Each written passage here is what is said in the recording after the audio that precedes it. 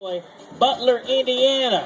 Folks, you met him in the opening. He's the number 2 man in the 2011 Buck and Ohio standings. If he can beat out Brandon Davis, he'll walk away with that gold buckle, claiming him the 2011 Buck and Ohio champion. He's got to get past the first bull.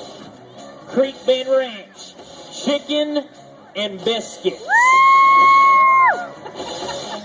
Gotta love chicken and biscuits. You gotta love it. Ooh. You gotta like that right there.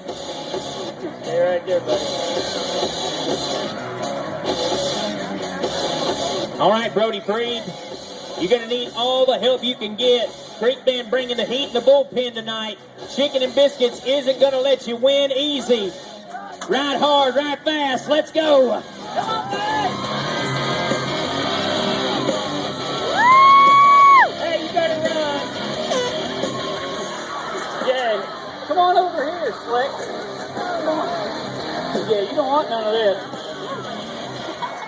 I taste bad. Chicken and biscuits, cleaning house. What are you hitting there? Just balls.